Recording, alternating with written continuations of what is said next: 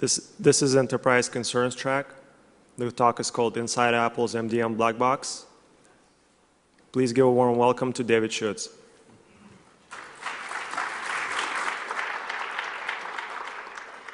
Hi, thank you. As he said, this is Inside Apple's MDM Black Box. I'm David Schuetz. I'm a consultant with a company called Intrepidus Group, and here we go. First of all, I wanted to remind everybody we got these great feedback surveys, so be sure you fill that out after the talk so you can help me know what I did well, what I did not. Who am I? My background is, I forgot I've got two mics on now. My background is computer science. Though I haven't really used a whole lot of my computer science degree, I kind of got sucked into the world of system administration and help desk just based on the experience I had in school. And about the mid-90s, I got kind of pulled into some information security roles, and I've been there ever since. I really like building tools and solving puzzles, which is kind of pretty much what I did for this talk. I solved a puzzle and I built a tool. So why am I here? Basically, in a nutshell, we have some enterprise customers out there who use mobile device management, and they'll ask us questions like, how secure is it? And being as how it's our job to help them analyze risks and build a secure network, we kind of like to be able to answer questions like that. But to answer it well, you really have to understand how whatever it is they're asking you about works. It's not enough just to look at a spec sheet or a glossy or something like that, or even to play with a device for a while and just, run it through its functional paces. It's not enough to do that to really understand how secure something is. Unfortunately, the protocol wasn't published. So Apple has released the spec for MDM, obviously, to commercial development companies who have built products based on it. But as far as we've been able to find, you can't find it online, so it was difficult for us to really understand. So we reverse engineered it, and we thought we'd share. So why are you here? Hopefully you're here because you want to learn the same things we wanted to learn. You want to learn how it works and how secure it is. Real briefly, we will do a quick review of how the configuration settings on iOS work, especially how the differences between settings you use as a user on the device directly versus settings that are imposed through profiles. And I'll point out some of the differences that actually between those two methods. And then we'll dig into the MDM protocol itself. We'll talk about how devices enroll in the system, what happens when enrollment occurs, how the commands are formatted, how the commands and responses go back and forth, et cetera. In the end, you'll actually have enough knowledge to write your own very, very basic server, which is what I did. So you can also use the one that I wrote. We'll also talk about some bugs and weaknesses, some good things, some bad things. And at the end, I hope to talk about a new twist on an old attack. Real quick, I have access to the development programs at Apple, but I haven't used them. There's nothing in this talk that was based on either the Lion NDA, which is now gone because Lion's been officially released, or iOS 5. I haven't even seen iOS 5 running in person, which is quite sad. But everything that's on here uses iOS 4. I'm not sure if there's any changes for 5 or not. So we'll find out in a month or two, I guess. So let's start with, again, the basic controls. What the users can do on a device directly as far as configuring an iOS device, an iPhone, an iPod Touch, or an iPad. Very simple stuff. You can set a passcode. You can set certain restrictions. Basically think of them as parental controls. You can run YouTube. You can run the App Store. You can't run YouTube. You can't run the App Store. But these entries are all entered by the user, and therefore they can be removed by the user very easily. If you set it so that it can't be removed by the user, you can actually install a password on some of these restrictions, not all of them. But in cases where you do install a password on some of them, you've also locked out other controls. So there may be, at a IT department level, you may want to go into individual devices issued in an enterprise and set these passwords, but then the user may not be able to change things that they might want to personalize that don't really have a bearing on your IT policy. So real quick, we'll just run through a demo here. Just a quick look again. Is that coming up? Excellent. Obviously, this is a jailbroken iPad. Otherwise, I wouldn't be able to do this. I was going to use a camera, and it just looked horrible. And this is actually kind of cool. Just real quick, in the iOS, most of you probably already know all this. But again, I'm going to show you some differences in a minute. The general tab over here on the left, you can see all the various things you can change. And I shouldn't drag that quickly. So here's how I was talking about restrictions. You can set things so you can, for example, disable Safari, you can disable YouTube, you can disable installing apps, which not only disables installing things through the App Store, it also disables installing through over-the-air profiles. Some other things, like there's a nice one there that came in, I think about 4.2, allowing changes to accounts. So you could actually lock out accounts. So you could say, okay, here's your email account and you're done, and then lock it so you couldn't add new accounts later. And then there's the parental controls that I mentioned. Where's the passcode? Very simple passcode. You can turn it on. You can set it so that it's required as soon as you tap the little sleep button or lock button. And it can either be a simple password, which is a 4-digit number, or a complicated password, which is alphanumeric and whatever. But there's no further restrictions on what it can do. An interesting feature in this screen also is the picture frame mode, which when the iPad is locked, you have access to photographs from the photo album. And this can disable that mode because it's kind of interesting because if you happen to have sensitive data stored in your photo album, somebody gets hold of your locked iPad, they just start the slideshow and just wait, and sooner or later the sensitive picture of your super secret prototype thing might flap by. So something to think about if you've got these in that kind of environment. And then finally there's the erase data, which can either be off or turn it on, and it will erase the data after 10 failed attempts to unlock the device. And then finally, I wanted to show the VPN real quick, which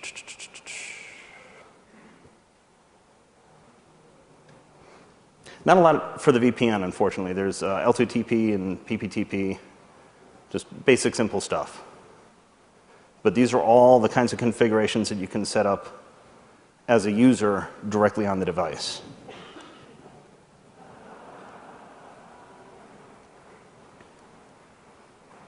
So we talked about that. I could put those. Yep. Okay. So that's how you can configure them from a device. But anytime you're sitting with a device, manually putting these things in, you're prone to error. You can make mistakes just from reading off a script, doing it wrong, missing a step, maybe doing things in the wrong order, though I'm not sure that really matters too much on this system. So Apple came up with a method to create pre-built profiles that you can then directly install. And those are obviously good for management because you've got a standard profile, you just put it out there, you know that it's going to be exactly the same on every single device that's been configured with it. There's no question about making a mistake, about doing something wrong. It's all there. You can also lock these profiles with a passcode that's tied just to that profile. And it's done in such a way that it only locks the settings that are in that profile. It won't preclude the user from making their own personalizations. And then what happens is, between the user settings and the profile, multiple profiles, you can have several profiles being installed, the system will actually look for the most restrictive superset of settings. So if you've got the person has said, oh, I want a simple passcode, but there's a profile that's been installed by IT that says, no, it's got to be complicated, the most restrictive setting or the complex passcode will win. But you still have to kind of go about and get these installed in some way. So for that, they have the iPhone configuration utility, which is a free app that they've got for Windows and OS X. And you can use it to install configuration profiles, provisioning profiles, certificates, etc. You install them all directly through USB. So now you just simply plug the iPad into a laptop, hit a button, transfer the profile, it's been configured. But the most important thing about iPCU is there's additional controls that are available to the IT administrator that you can't get on the device as the user. And I'll show you those real quick. So we talked about passcode. And here you can see where allow the passcode and allow simple value. Those are pretty much what was on the, well, that's so strange. The iPad screen is black, but it's still coming through VNC. So anyway, you can have the simple value there, but you can also say, make it alphanumeric. You can set a minimum length. So let's go for DoD spec. Let's say 15 characters. Let's say you got to have at least 2 complex, and it can't be more than 90 days. Auto lock after 2 minutes of inactivity, and you can't use any of the last 10 passwords. So people are going to really, really, really hate you for this. And the other nice thing is you can change that failed attempts setting, where after so many invalid attempts at unlocking a device, it'll wipe the device completely. The default available to the user is 10 attempts. With this, you can set it to as low as 4, which means that you can DOS somebody just by going boom, boom, boom, boom, boom, and it's closed out. Or you can set it for as high as 16. Now, after you get to about 5 or 6 missed attempts, it starts putting in a delay. So after, I think it's the 5th, you have to wait a minute. After the 6th, you have to wait 5 minutes, then 15 minutes, then an hour between attempts. And that even survives power cycles. So if you've been in there and you completely fat-fingered it, now you're in an hour-long wait, you got to turn even if you turn it completely off, turn it back on, you're still where you were before. So yeah, if you set that to 16, it's going to take like 4 or 5 hours for somebody to finally get to where your device gets wiped. So a lot more configuration capabilities for IT there. Restrictions. Similar to what we saw before in terms of disabling certain applications. There's disabling the App Store. You can also disable the camera or just FaceTime if you like. So they can use the camera to take pictures, but they can't do video conferencing. You can turn off a lot of different things. You can also force encrypted backups, which is for normal users is a setting that would happen when you connect it to your iTunes and backup. You can say, yes, I want to encrypt the backup. You give it a password. This allows you to set at a policy level for all the devices. Passwords have to be, or backups have to be encrypted. And again, you see some of these other things. For Safari, they give you some nice extra things. You can turn off pop-ups. You can set some cookie policies for only from visited sites or never at all or always. And then finally, for the last thing I wanted to show you was on VPN. Remember, there was only 3 different VPN types available to the end user. Going through IPCU, you've also got Cisco AnyConnect and a few different SSL VPNs that are available to configure. So if your enterprise is using any of those things, you can configure them for your users through IPCU and push out the profile, even though you might at first glance look at a device and say, oh, it doesn't work with us. Well, it might through this. So that's how that all works. Of course, the problem with building these profiles and hooking them up with USB and transferring them on is you still got to, oh, wait, sorry, did that. I have these slides in case my link didn't work. You still have to go around with a cart to all the devices, hook them up, do stuff. So Apple actually has a way that you can configure the profile, save the profile out to a file, and actually put it on a web server, and you just set the correct content type. And then all they need to do is go to a link, tap it in Safari, it'll download the profile, prompt them, and install it for you. There's also a much more secure way to do that that actually uses the Simple Certificate Enrollment Protocol, SCEP, to establish a secure exchange and actually create a unique certificate for the device, and everything goes back and forth. That's not very easy to implement. I started doing that, and I just got scared away. Apple actually suggests in their documentation to use Microsoft or Cisco SCEP servers. The problem with all this is that you still need the user's cooperation. They still need to get the email from IT and say, oh, go to this page in Safari on your iPad and tap this and it'll install the profile. You still need them to initiate the configuration. So that's why they created the mobile device management system. Basically, that's the over-the-air installation of profiles married with the push notifications that Apple has for sending messages directly to the device. Using this, you can just push a profile out to the device directly. The user doesn't have to be involved at all. But there is a downside, is that the user can still remove themselves from MDM. So even though you can force the profile on there and tell them by policy, not by technically enforced, but just by policy that, yes, you have to have MDM on your device or you can't get any of our stuff. Well, they can delete it if they want. I'm not sure if I said this later. When you do delete the MDM profile, it deletes also anything that was configured through MDM. So if you're enrolled your device in MDM on a corporate server, and they push out profiles that, for example, get you access to the corporate VPN, access to corporate email, and the user says, I'm done with this stuff, I don't like playing this game, and they delete the MDM profile, it'll also delete all those other things. So it's kind of a carrot and stick approach. You got to have the MDM to get the corporate services. And what MDM gives you is the ability to push out those profiles, the same configuration profiles as what IPCU generates. So all those extra features that you saw before, they're all available through MDM. but there's also some additional management and control features that we'll talk about. As I mentioned at the top of the talk, there's several commercial vendors out there that sell MDM services for iOS, and many of these go well beyond iOS. They support BlackBerry, they support Android, they support Windows Mobile, some of them support desktops, and a lot of these that we've looked at actually go well beyond just simply managing profiles and stuff for devices and go way into full-out asset management. You know, here's a desktop, it's running this OS, it's a Dell, it's got this serial number, it was bought on this date, it's in this office, and you can get very complicated systems. Also, it's now part of Lion Server, which is nice, because that's only $50, and it makes it a lot easier to play with. But you still need a push notification certificate, and I'll go into the details there on the next slide. That's what you need to actually send the messages through the push notification service to the device so it can then talk to the MDM server. Previously, you could only get those through the developer program, so even if you bought one of these commercial products, you still had to go register with Apple as a developer just so you could get that cert. And they're now available through Lion Server, and I presume that there's going to be some method to do that for the commercial products, third-party products as well. So how does it work? I feel like I'm flying. At first, you've got to obviously enroll the device in MDM. And when you do that, it pulls a profile, a configuration profile, just like you create with IPCU, pulls that down into the device, installs it, and that hooks up all the little links that tells the device how to talk to the MDM server. Once that's done, whenever you want to control a device, whenever you want to query it or send something to it, the device doesn't have an outstanding connection with the server, but it does have a long-standing connection with Apple for the push notification.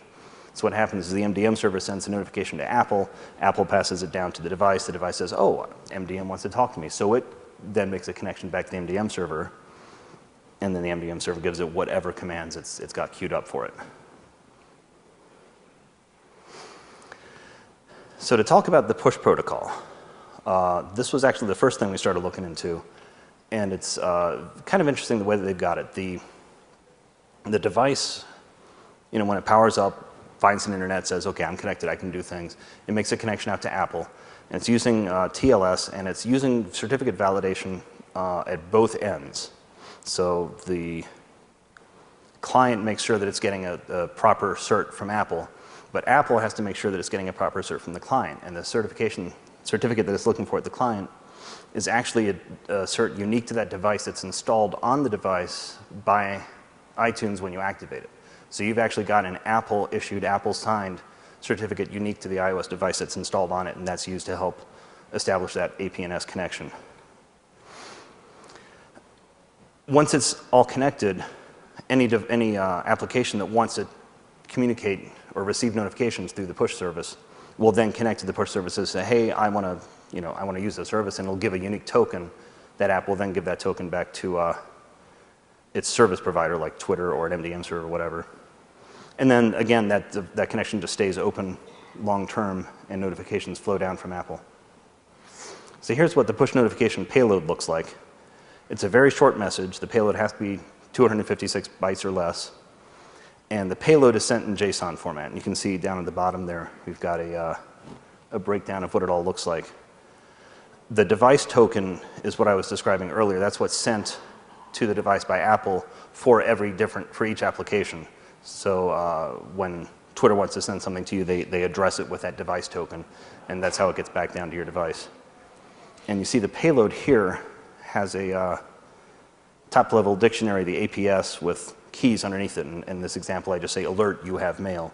But there can be lots of different keys in there. There can be badge counts, which will change the little number sitting on top of the icon. It can be sounds that it'll play. It can be lots of different things in there. For MDM, it's almost exactly the same, except instead of having that top-level APS dictionary, it's just got a single string value called MDM, and in there is a token. In this case, it looks like a big UUID, random UUID. And that token comes from the device when it's enrolled. It's called the push magic token. And so together, the push magic token, provided when the device enrolls, the device token, which Apple gives it to do the MDM connection, and then the identification on the certificate. It's actually the subject/user ID field. I can't remember the exact X509 field name, but it's It's actually a field within the certificate. Those three things together are what authenticate the message. If somehow a push message comes to the device that doesn't have all three of those things that match, the MDM daemon will just ignore it.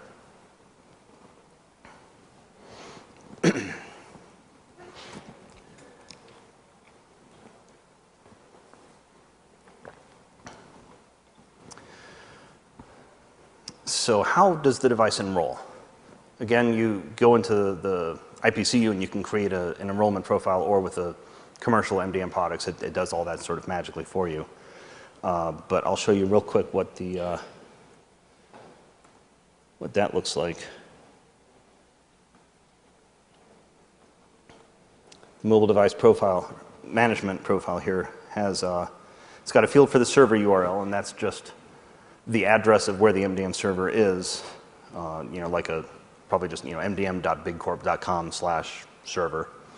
The check-in URL can be the same as the server URL, or it can be different, and that's actually the path that's used by the device when it enrolls. It can even be on a totally different server if you like.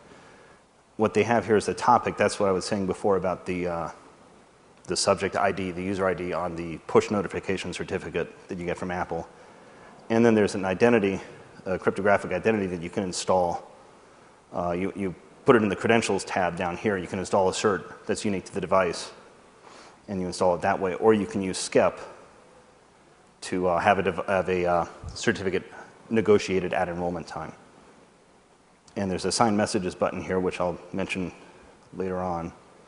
And then finally, you can give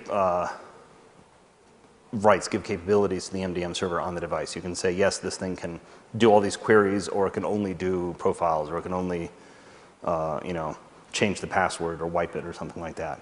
I think most people will probably have all those set to on.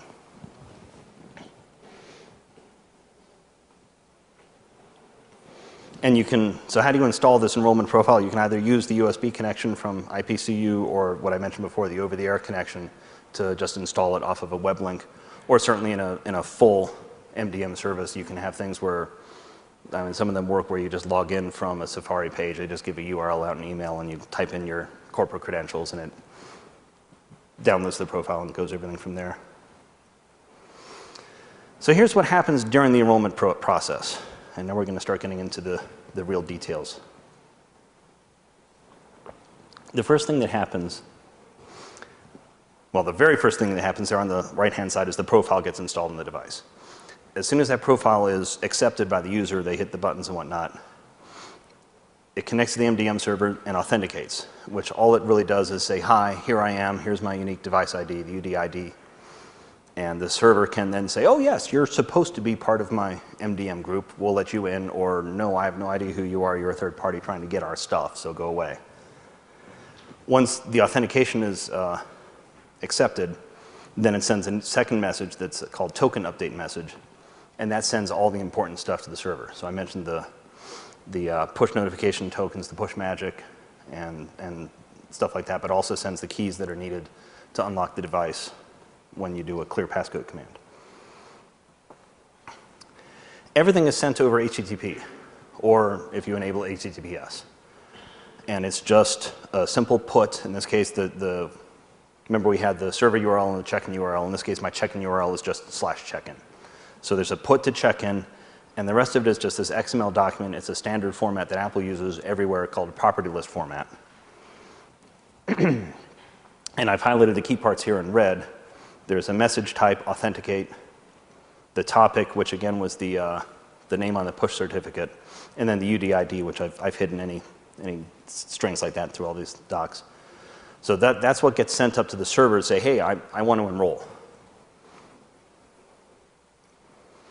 And the server can decline enrollment, or it can send back just a blank plist, just a blank property list file, and that's all you see right here. It's just a simple XML structure with a little empty dictionary tags in the middle there. And that's accepted by the device as a valid OK response. I'm sure there's probably an actual official response that's supposed to be sent, but this works too.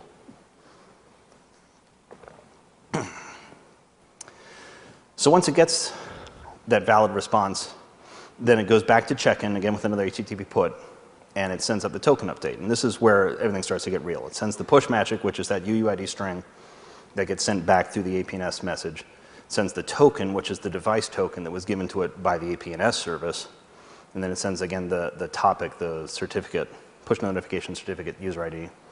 And then finally that last long binary string, it's like a 2 kilobyte string, all binary, all base64 encoded.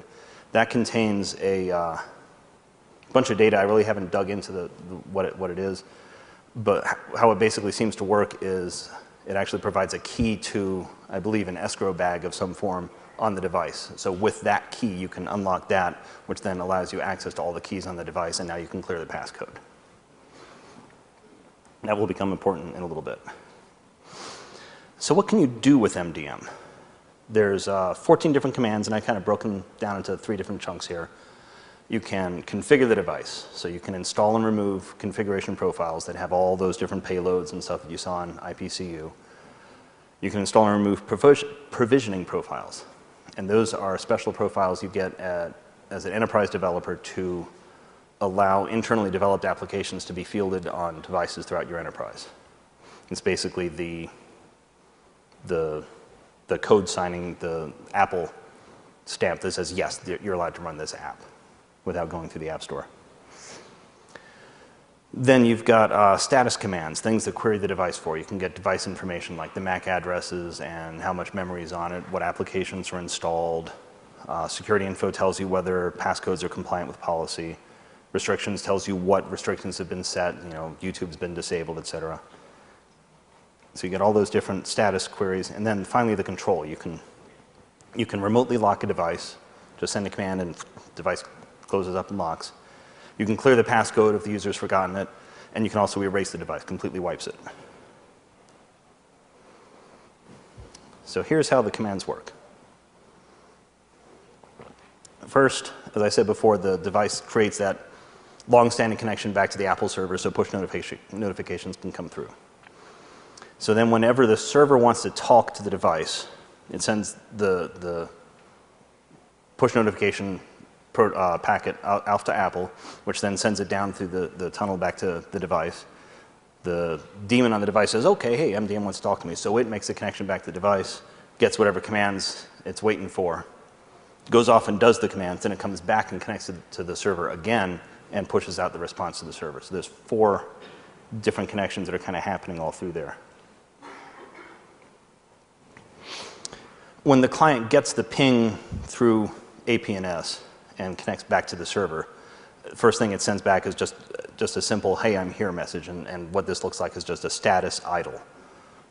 Again, it identifies itself through the UDID, and this basically just triggers the server, says, okay, he's got my connection, the UDID uniquely identifies the device, so now it can go back to its table, find out what commands are waiting for the device, and send it back to it. And here's what the commands look like.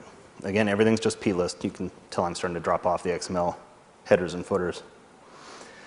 And this has a top-level key called command, which is a dictionary of subordinate data. And most of them don't have extra content other than the request type.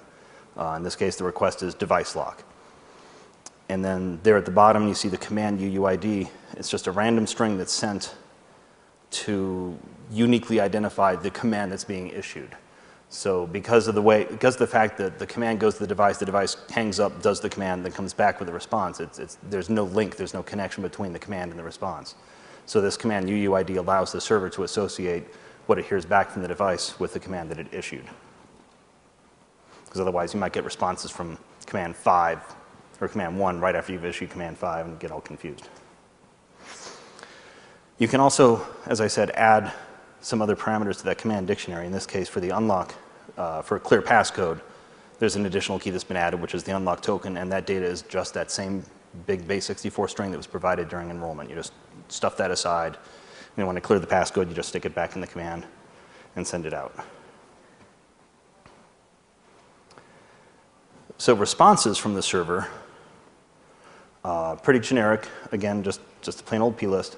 You've got the command UID there, which again associates the command with the response of the command, and then a simple status. And most of the time it's just says status is acknowledged. If it's not acknowledged, then you've probably got an error message of some form coming back. And the error messages are reasonably complete. I don't have an example on here, I don't believe, but it provides a unique code and a domain for the, sort of like an error type. Provides a standardized English message and a localized message for what the error was. Here's a much more complicated device response. So this is sending the device info request to the device, and it sends back all these different things. And you can actually specify in the command, you can specify as parameters the things you're interested in hearing about. And in this case, I just specify every single thing, and I only get back those items that are pertinent to the device. So like there's no phone number on here. If this were a phone, there'd actually be a phone number field. And you can see there's Bluetooth Mac, Wi-Fi Mac, the model name, the firmware, etc. So at this point, we actually know enough to create our own server. And I'll demonstrate that here will I demonstrate that right away? It's built in 300 lines of Python. Though I cheated, I'd used WebPY to do some of the heavy lifting for actually establishing all the HTTP connections. Also, I'm using something called APNS wrapper.python, which is a simple little library that allows you to create and send off. It handles all the management functions between the server and the push notification server. And that itself depends on OpenSSL command line utilities. It's a very simple command and response console. You send a command, you look at the response. And you send another command, you look at the response. So it's definitely not a real world thing. It's just for testing. So let's see. It's very rough. I do implement all the commands, but I don't have all the responses proper. So if something comes back from the device and I don't necessarily handle the errors properly. And it only handles one device at a time. So the last device that gets enrolled, that's the one that you're controlling. So if you're playing with this in your office, experimenting, trying to figure out how it works, and your office mate is also experimenting with it, don't both do it at the same time because you might end up wiping his device and not know it. So no guarantees, but it's a good starting point for experimentation. So let's see here.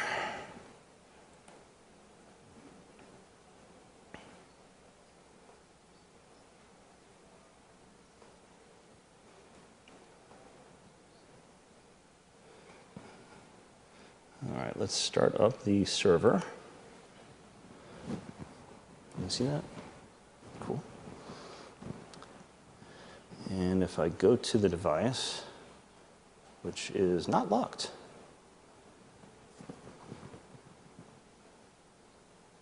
it's going to be hard to show you a device lock if I don't have a passcode set.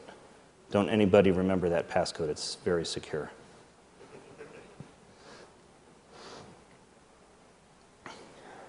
All right, so I'm going to launch Safari, and I've already got the connected to my MDM console. I'm just going to type in the URL for my enrollment profile, and what this will do will download the configuration profile I created through IPCU to the device. So you see there's a MDM test coming in. Actually, I don't want to make that too big because you want to see what happens here. So down there in red, you see it says sending enrollment profile. And up there, you can see it's got manual MDM test. I'll click install. Warning, installing this profile will change the settings. The people here at this address can do things. Collect personal data, lists of apps, add, remove accounts. Yeah, they told me to do it, so I'm going to do this. And now I have to enter my passcode again. And done. So now it's enrolled. So now if I come over here,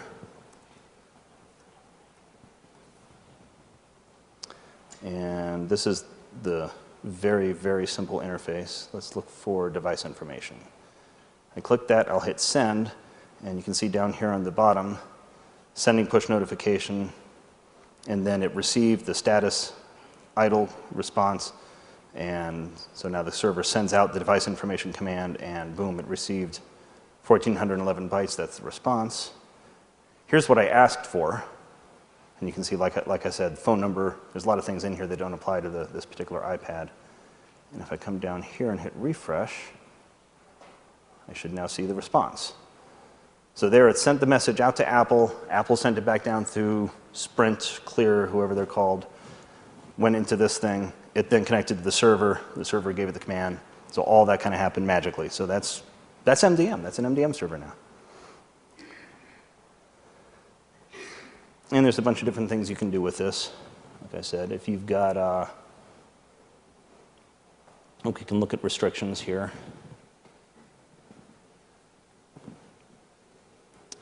And there's really no restrictions. It says, it's just an empty dictionary there. I can install a profile, and I'll hit send and watch the screen. Should see, did it go out? Acknowledged. Did that not do anything? Damn it.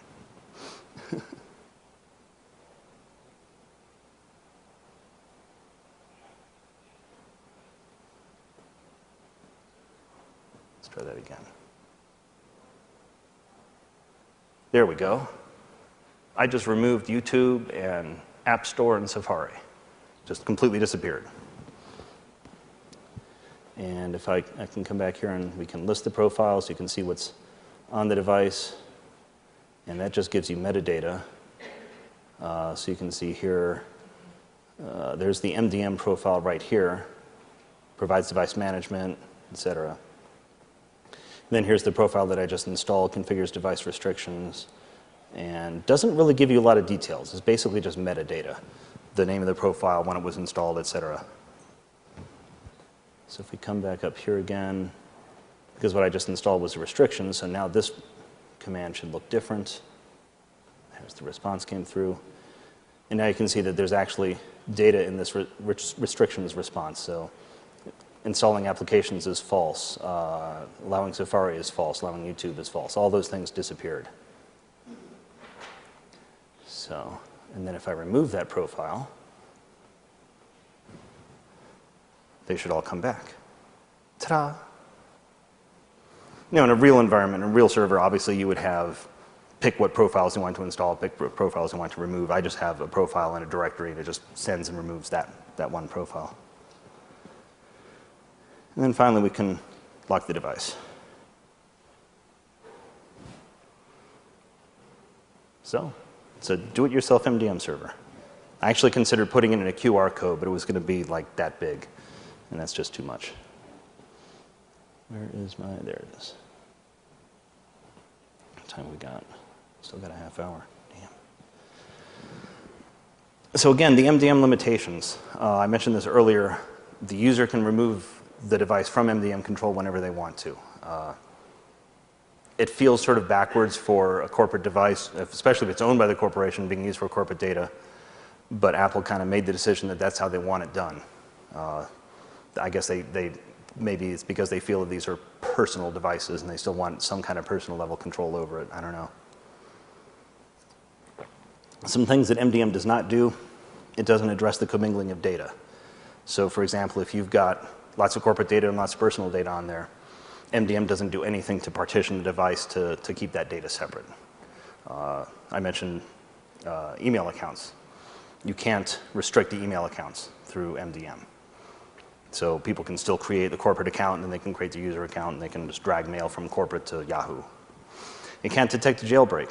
There was some talk about a year ago where there had been some APIs available within iOS that would detect whether or not the device was jailbroken, and then Apple removed those. So I don't know how they work because they were removed.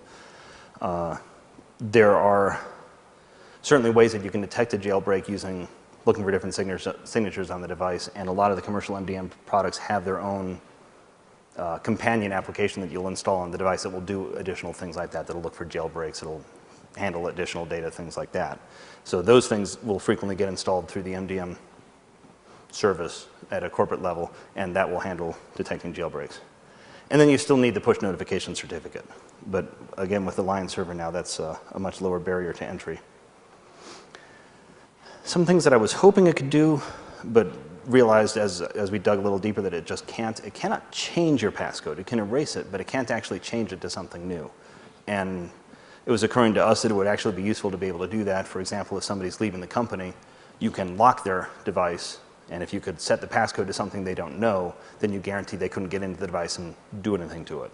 Now, they could always hook it up to iTunes and wipe it, but at least it's, slows them down and maybe keeps them from accidentally doing something. You can't disable the microphone. which also, there's no voice recorder that comes standard on iPads, but there certainly is on iPhones. And if you walk into a meeting and just throw the iPad down on a table, I actually had an iPad 2 where I loaded a voice recorder, started it running, locked the screen, closed the cover, sat it on my desk, and it recorded a speakerphone conversation 2 cubicles and around a corner, which I was very impressed by. Some basic things that are available to the user but not available through MDM, the picture frame restriction that I mentioned before, that can only be changed at a user level, so you can't force that setting at a through corporate policy.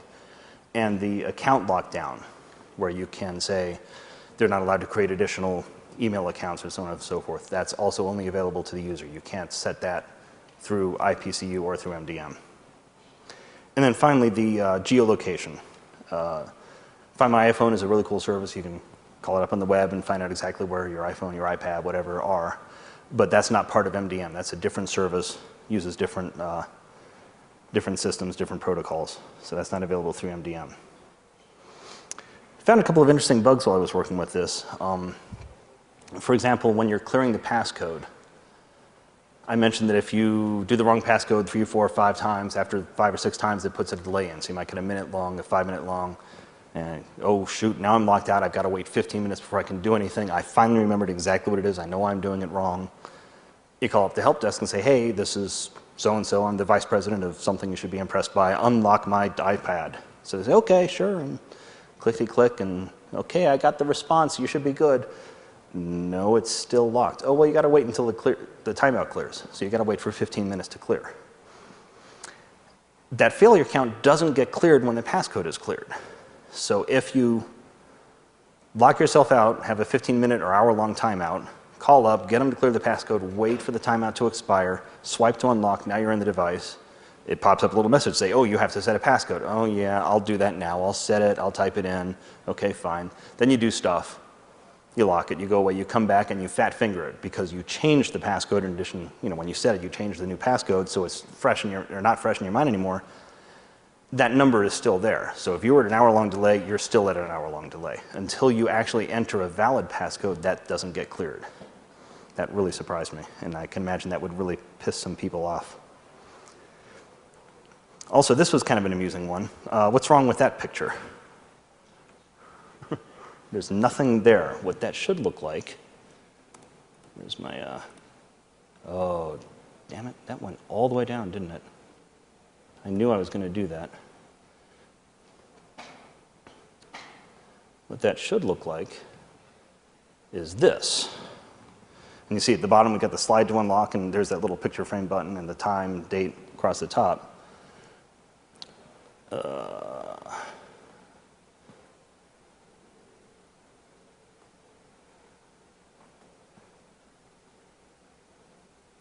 Where is that picture? There it is.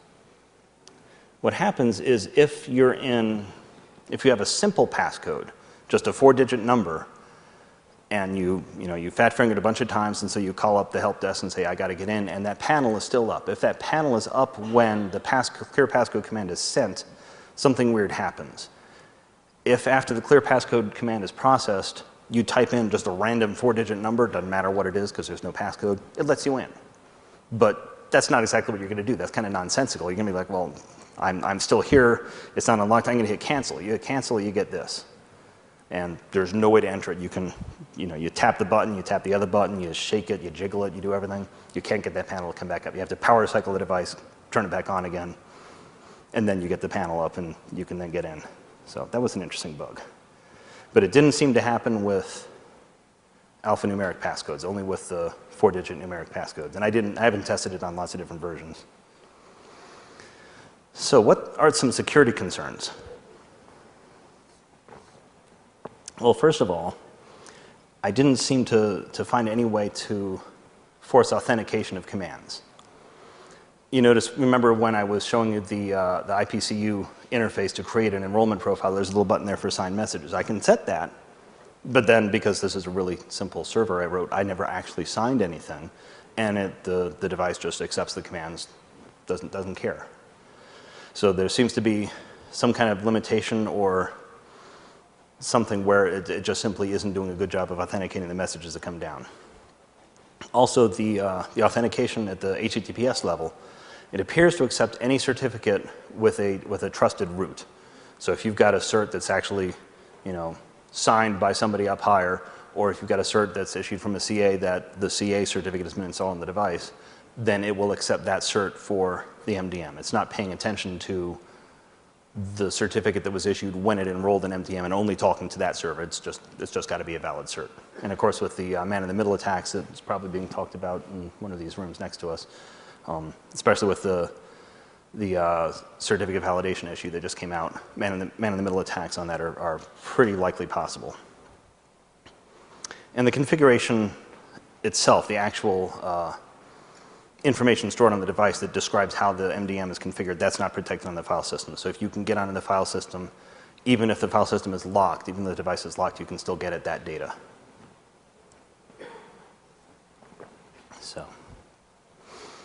So what are some possible attacks?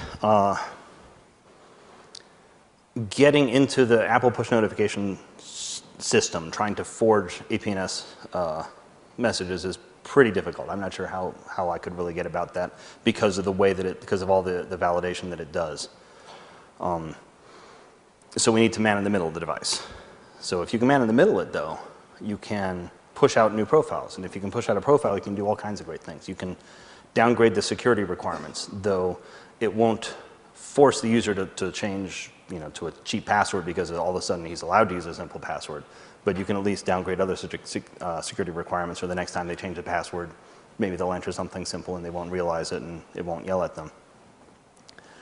I also figured there was a possibility for sort of a multi-step approach to install malware on the device. If you get a development license, and you can create device profile, then you can create a provisioning profile for a device. So if you're man in the middling, you know the UDID, you can create a provisioning profile for that device, then send a profile that includes that provisioning profile and a web clip. The web clip, when the user taps on it, will download your application. So now it's installed, the profile allows it to run, and now you've got an app that wasn't vetted by Apple, wasn't vetted by the user because you're man in the middling them, and now it's on their desktop. And if you couple this with social engineering, and you call them up, say, hey, this is so-and-so from the help desk. Oh, yeah. And we've got this MDM. Yeah, I can't stand that. Now I can't watch my cat videos on YouTube. What do you need? So, well, we just installed something on your device. Oh, yeah, I see it. Can you tap that? Oh, sure. And they're going to trust them because they've just modified your device. So they're going to say, this must be IT. So, yeah, you combine that with social engineering, and that could be very interesting. Even more interesting, I think, is the possibility for denial of service. I mentioned that there's not a lot of authentication on the device, on the commands. When I was going through this and basically looking at the daemon on the device and running strings on it and saying, well, oh, that looks like a command, let's send that and see what happens. Oh, that looks like a command, let's send that. And I found the unlock command for clearing the passcode, and you got to send that big unlock token. I said, okay, well, oh, look, here's erase device. That's what we use to wipe the device. I figured I would have to send the unlock token. I was sure I would have to send the unlock token, but for fun, I sent the command without the unlock token, and it wiped the device. So you don't need any kind of authentication to the device to wipe it. You just need to be able to send a command through MDM that says erase device. So if you're man in the middling, you can erase the device when it checks in. If an enterprise has a policy that, say, every morning the MDM server touches all the 1,000 iPads scattered all throughout its environment, and you've managed to man in the middle closer to their server, for example, if you've managed to break into their DNS and pointed mdm.bigcorp.com to you, you could erase every single one of their iPads first thing in the morning, as soon as they all check in, because there's no authentication on that command. So that could be kind of interesting. There are some good things. What do we got here? You can't install a profile on a locked device because it's changing it. I think possibly because it may actually need access to keys. I'm not 100% positive. So it might actually be not possible. Actually, it might be impossible to do it. It certainly doesn't let you. You can only read metadata about profiles. You can't read the details. So if there's a profile on there that configures corporate email, you can see this is the MDM, or the profile that configures the email, but you can't see the server name, you can't see the user ID, you can't see passwords, nothing like that. And you can't make a locked device resend an unlocked token. So there are some good things that are there.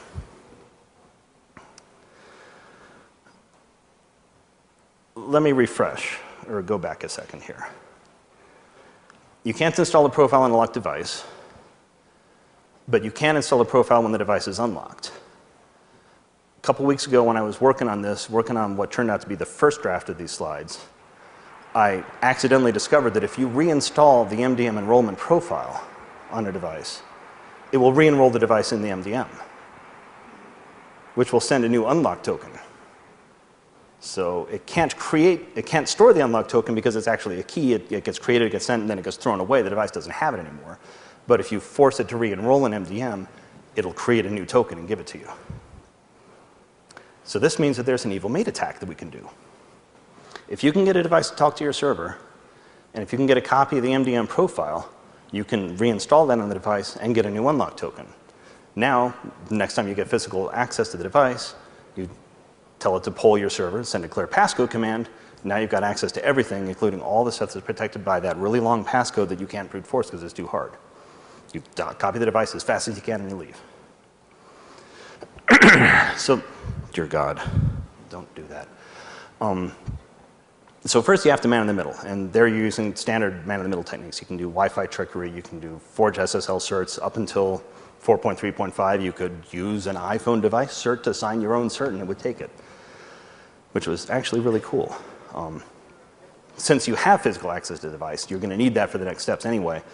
Get onto the device, add entries to Etsy hosts. You might even be able to install your own certificate. I'm not positive about that. So some of this might actually become easier if you get onto the device.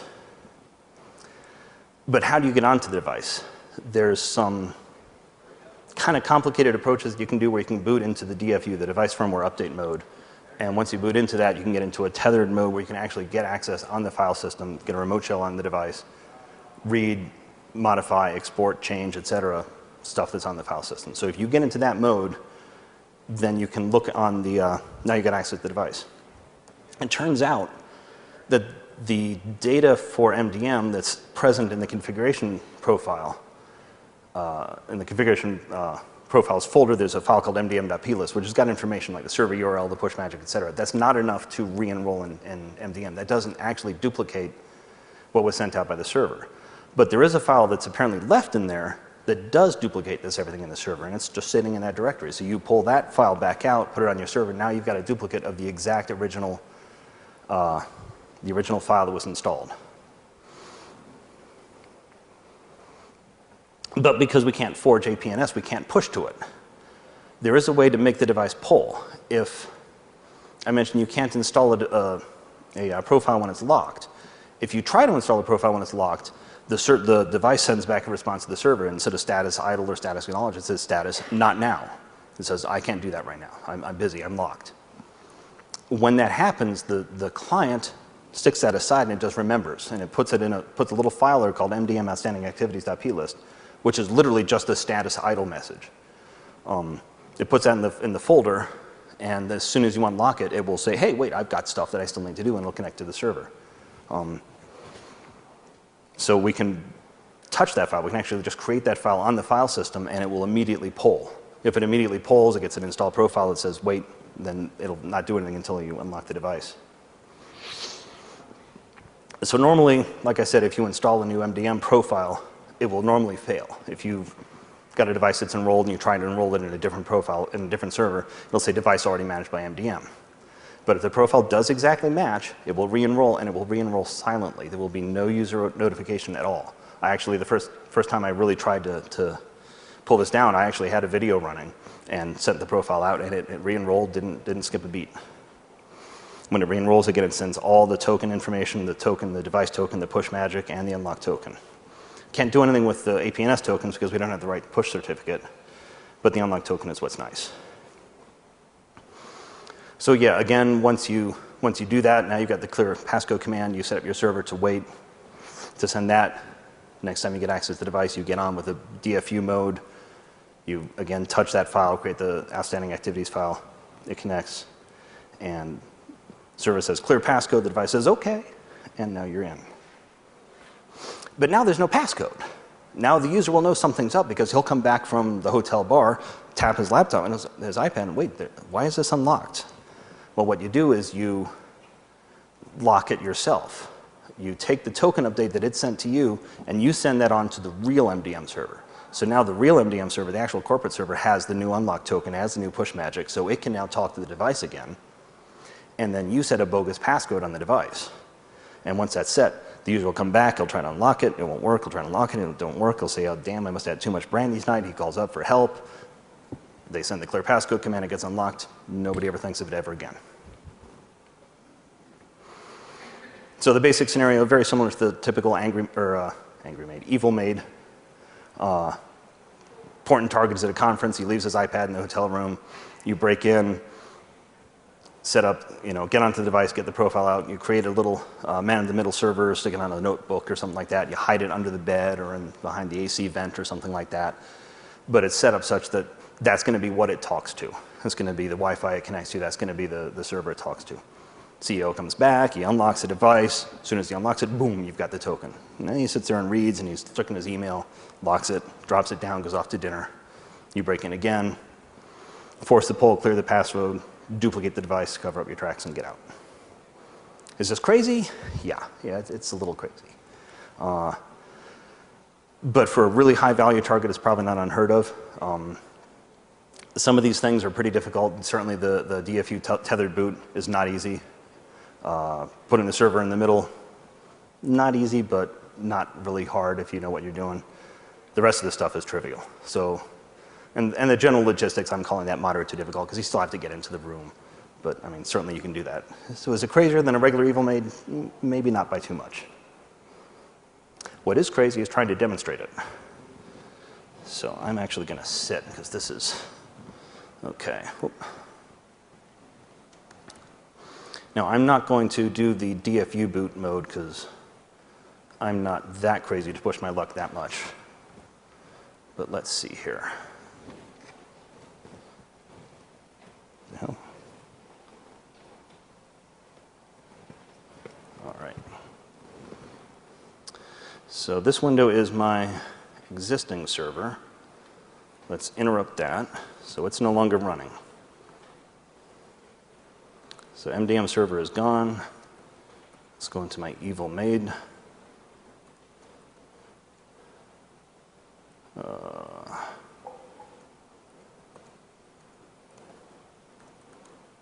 You can see there's no credentials. This server here, the evil maid server, has no information, doesn't know the push magic, doesn't know the device token, doesn't know anything about the device at all.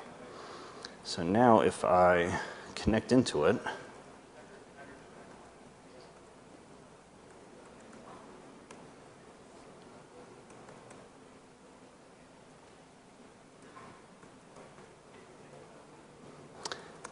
now again, in real life, this would be a tethered booth, DFU mode, crazy stuff, but this is much easier for a demo. Go to var mobile, library configuration profiles, and that file right there is what I need. So what I'm going to do now is scp root at 168.37.37 : copy var. I can't do escape completion when the shell's not running.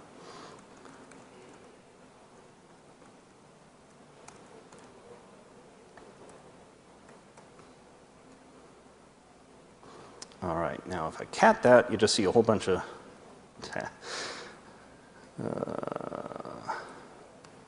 stuff scrolls by. And the important part is right here.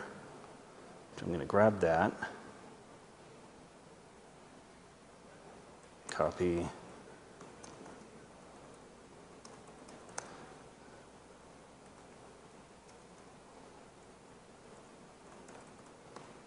and pull out the base64, or decode the base64. Now I've got test.mobileconfig, which is the profile that my server will install.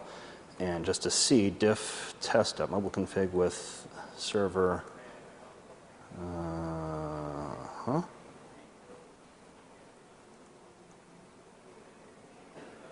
How did I get out of? Now I'm really confused.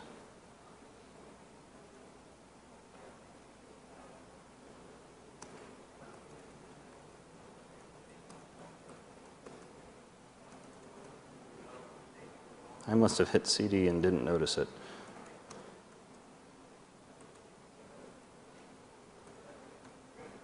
No difference. So the configuration profile extracted from that stub is exactly the same as the mobile config file, the configuration profile that I installed when I enrolled in MDM. But remember, in this window, I'm not me. I'm an attacker. So I've just got that profile. Now what I'll do is I'll come back here to the evil side, and I'll start up the server, and I was actually going to drag this over,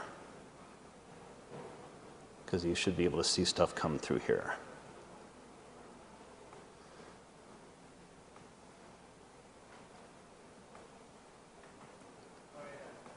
I can't get any narrower. That's really dumb.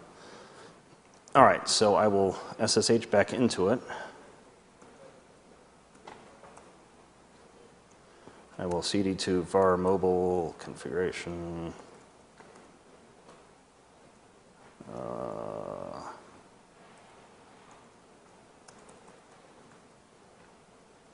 I left a file here so it would be easier. MDM outstanding activities.plist. And when I hit enter, you'll see things come by over here. So do that. And now scheduling poll of MDM server, transaction completed, MDMD stopping. If I come back here to this side, I see, oh, I'm an idiot. I didn't set the right command. Set that to install profile. All right, let's do that again. Boom. It should pull. Install profile, not now. Okay, so because the device is locked, it's not going to install. So if I then come back to here so you can see the device, and because we don't have great resolution, you'll have to look at different things. So you'll see the server will say, hey, I'm issuing a token or getting a new connection. You'll see things go by here, and this will show you that the user doesn't see anything at all. So let's see if this works. Slide to unlock, type in my passcode, and does things. Scheduling poll, authenticate, blah, blah, blah. And over here, token update and device enrolled. So I now have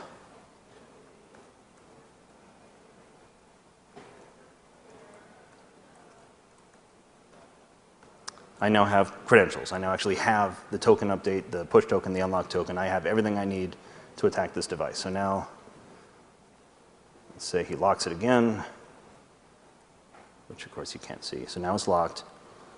Now I'll go back to my evil server, change it to clear passcode. So now the next time, oh, my server's not running.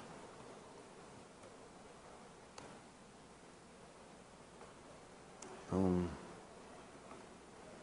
So now the clear passcode command is queued up. I wait until I have access to the room again. I go back in. We break onto the device with the DFU mode. I touch this file. It connects. And you see handling request type clear passcode. And there's actually something I wanted to show you. Where was it? Old pass equals secret. New pass equals null. It's this little bit here that makes me wonder if there isn't a capability to change the passcode. It's just not implemented yet. But that's speculation. The important part is it says passcode cleared. And if I come back here, tap the device, slide to unlock, and ta-da, I've now broken into the device.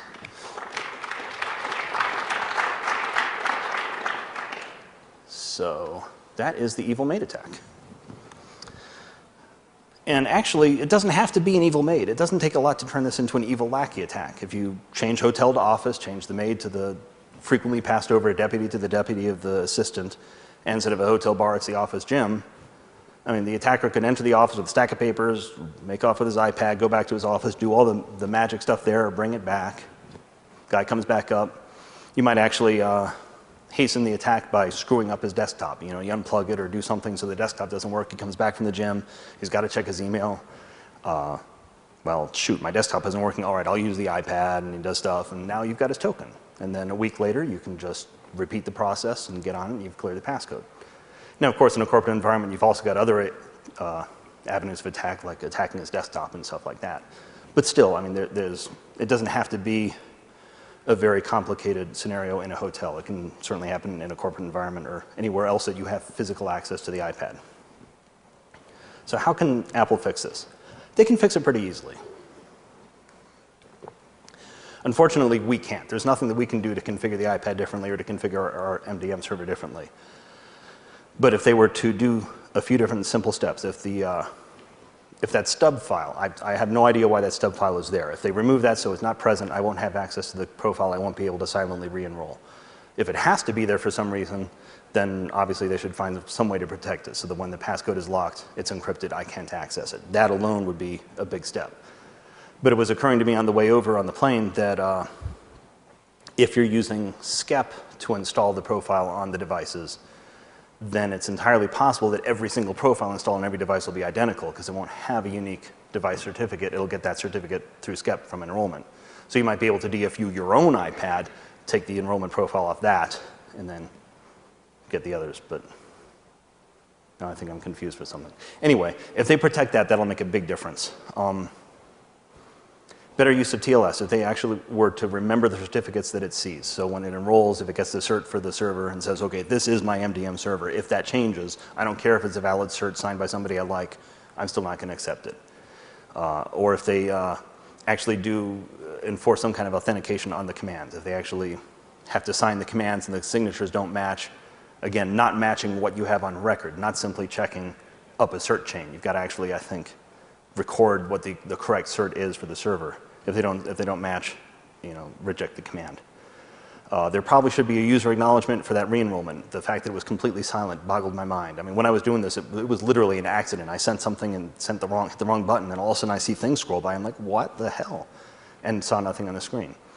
But the fact that your device sitting in your hand is silently telling somebody else how to get onto the device, I think the user should probably know that. So there's really no reason why that shouldn't at least pop up, hey, so-and-so wants to manage you.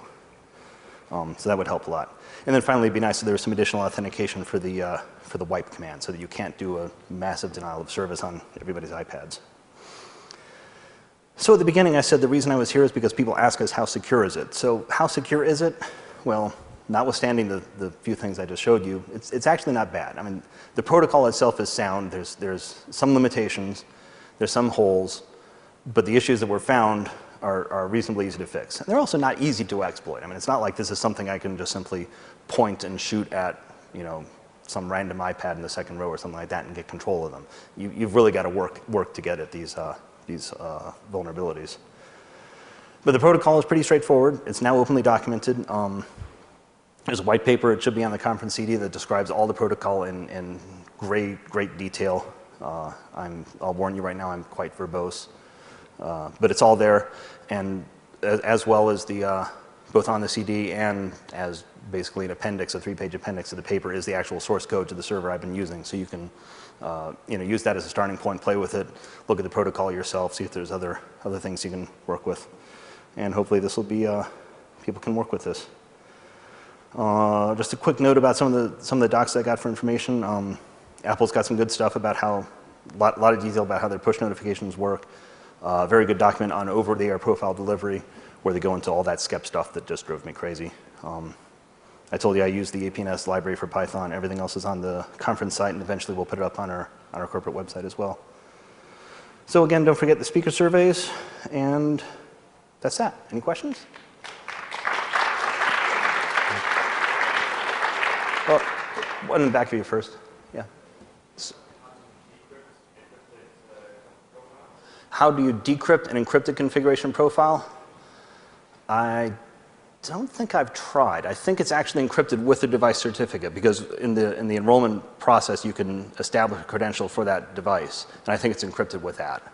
I tested this evil bait attack with a third-party commercial cert, or MDM server, so I actually installed and enrolled in a real server that had an encrypted cert, had encrypted communication, so I actually had to do SSL man in the middle, had all that stuff, and it still worked because I could get that stub. It didn't matter that it was encrypted. I still had the original encrypted stub, and I just replayed that whole thing back, and it got me in. But in the general question, how do you decrypt an encrypted profile, I haven't looked into that. I imagine it's just, it's all just SSL PKI. And in the front here.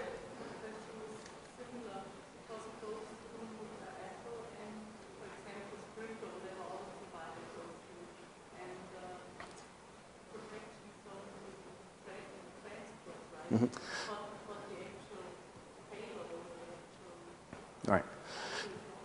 The only part that goes through the third-party providers, it goes through Apple and then through your internet and so on and so forth. The only part that's going through that is the push notifications. And that's just the UUID string saying, hey, they want a message. Apple's docs actually say, you know, don't use the push notification service for anything critical, anything personal, anything secret. It's just an open channel, and it's just a ping. But then the server, once the client receives that push from Apple, then it establishes its own connection to the server. And that's the part that we can do better by making sure that you're using TLS, you're using good certs, et cetera, et cetera. Does that help? OK.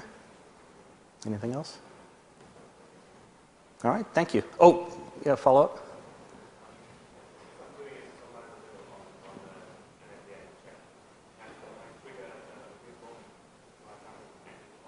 I'm sorry, say that again?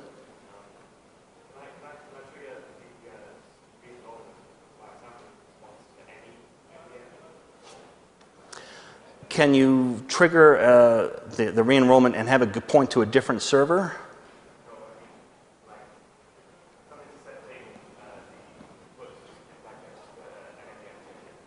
Okay. Yes. Yes, because when it sounds like you're asking if you're man in the middling and a push notification comes through and they talk to you instead of the real server, can you tell it anything you want? Absolutely, you can tell it whatever you want because there's no indication in the push message what the server wanted to do. So all the command happens when the client talks to the server and says, what do you need? And since it's talking to you instead, you can tell it whatever you want. Does that answer your question? Good. All right, thank you.